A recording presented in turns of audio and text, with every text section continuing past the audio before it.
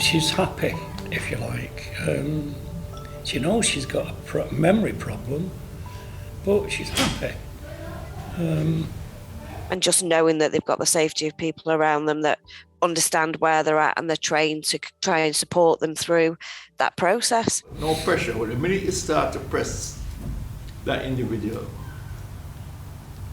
that's it. You just got to leave them till they come out of their own shell, and it doesn't take long. I don't know if you experienced that, pal. Support and understanding, as you said, just for them to be able to live their daily lives in the way that they want to.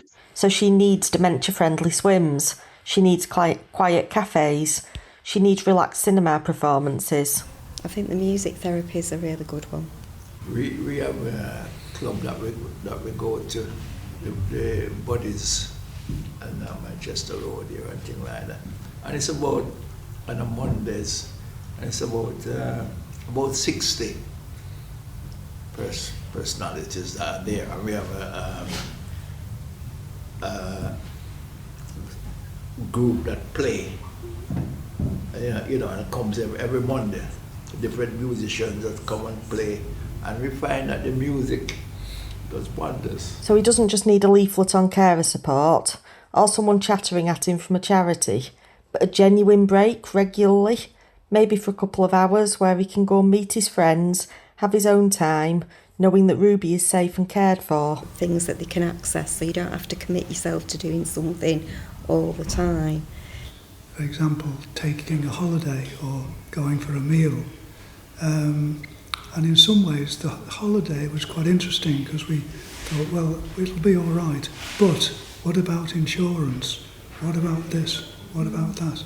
And we'd almost denied ourselves the opportunity. I can remember when I was a kid that there was maybe somebody who was obviously looking back, suffering from dementia, but everybody looked out for them, and you knew that, like if they went to the local shops, they knew who they were and things like that. And I think from that point of view, we've lost some of that.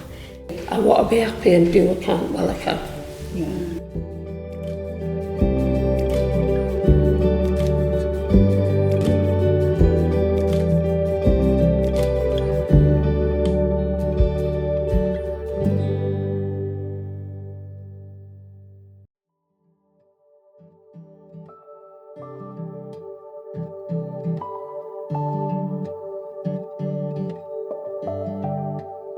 If there's lots of people talking at the same time, or there's lots of things going on, I think people with dementia really struggle with that. Usually people with dementia, they don't like noise and different lights, and if you put a black line in front of them, they'll think they're going to fall down a chasm. Because our hotel bedroom had a grey carpet with a white zigzag pattern, and I could see occasionally, Frank would be hesitant because he couldn't quite make out if the floor was solid because of all these what could look like cracks in it. I do, and when you talk about going in the store, I know exactly where everything is when I go. I don't take a list with me. It's all up there, and I know exactly where it is. It's only when the store starts moving them round. It's okay if you can take a taxi, your local taxi firm and person, but obviously that requires money, and if you're on a low income, it's more public transport. So it's the frequency of the public transport, how long are you waiting for a bus or something like that, and when you get on the bus, how crowded it is, how many people are on there, is there a dog on there or children. Each occasion, we get in the taxi and they say, where are you going? Even though it's a pre-booked taxi. And often we're going to two different addresses, and they say, we're going such and such, aren't we? I said, no, we're going here first. So that even with a planned kind of journey and without somebody there with them, those people wouldn't have gone. For coming to our groups, we try to insist that at least the carer bring them to the event. We can look after them once they're here, but we need you to get them from point A to point B. Once they're at point B, that's fine. We can take it from there. I think that's a big problem, actually. And if people are working, it's like, okay, so I've got to take my mum there and then wait for a couple of hours, or my dad, and then go and pick them up and take them back. And it's the transport, and it's also the person to support the person, isn't it? And if there's no carer or family, it comes down then usually to having to pay somebody to do it. And we all know how difficult that and expensive that can be, and many people can't afford that, but it wouldn't be deemed necessarily as a care need. My worry is other people on the trip who get impatient because two of the men on the trip are going to be very slow and we're doing these gardens. Will you be able to keep up?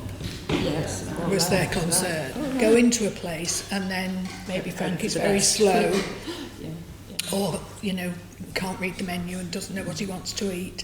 If staff don't know in advance, they can think people are just being awkward. Yes. It's very disparate, and it's kind of like you almost find out about things by accident or by word of mouth, or somebody tells you, so it's kind of like you've got to really go out there and look for it. It's a bugbear of mine that I'm not convinced that statutory services really promote things that are out there. They're a bit blinkered. They just think about care packages, medication. Since COVID, that yes, in our centres, suddenly everything went online. You've got to book online. I'm not into apps.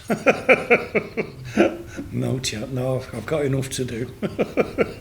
I can't work mine. The pad that I've got now. I can do bits on the internet and, do a little bit of banking, but that's it, I know my limitations, and that is beyond me. But there's certain things, that I find completely, and I'm too old now to start trying to learn, I don't want to learn it, to be honest with you. I've got enough to do now, with Jean, and it takes up most of my time. There's a big move towards the convenience of online, the convenience of payments, everything else, all going cashless, digitalised. But that doesn't work for everybody, and say for a number of reasons. Dementia is one of which.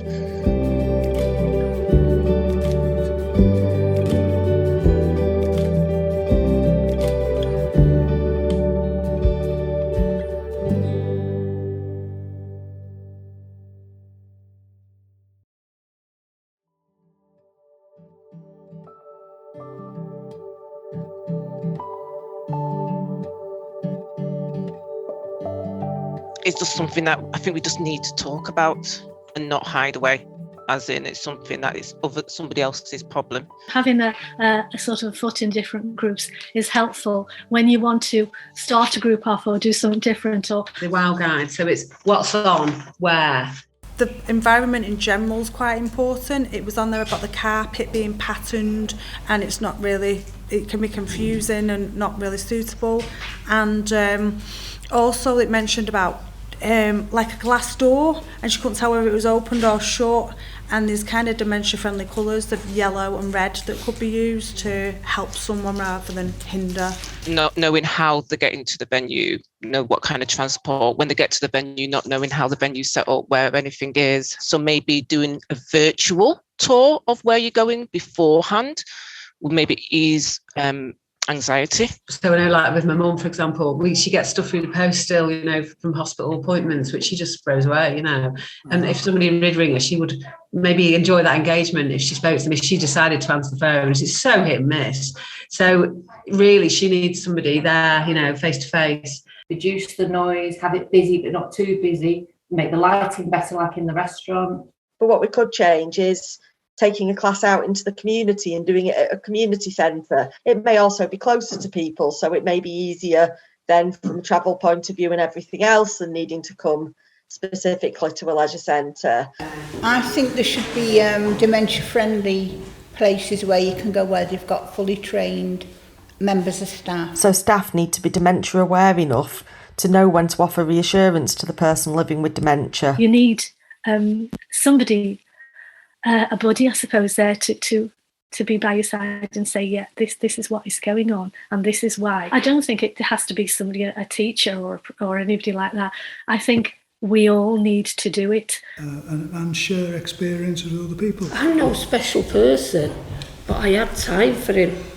Make it less overwhelming where we can, so people know where they're going. They're not having to come in, queue up for a long time in a busy centre, because we are aware that bit can be quite overwhelming for people.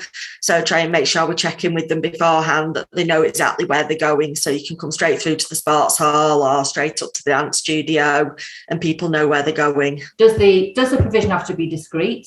So does it have to be for people living with dementia and their carers only? And so does the provision have to be, suitable for certain age groups? We know that comes up in singing groups, people singing Vera Lynn and the person's 60 or, 50 and saying, who's Vera Lynn?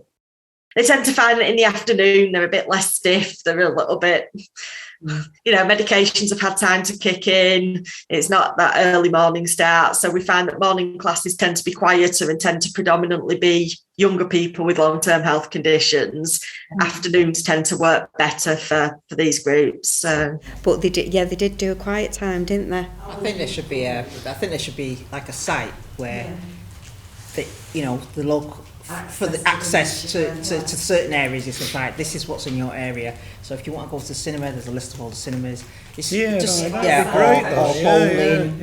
Bowling, or something like that. Yeah. So that is one central hub that you can go to. And having again the pre-screen and having to be very clear if we need to meet somebody before they start coming in, so be it, because at least then we can make sure that it is appropriate. We're able to sort of work in partnership together and try and make everything fit the person as opposed to everything else. And having a laugh.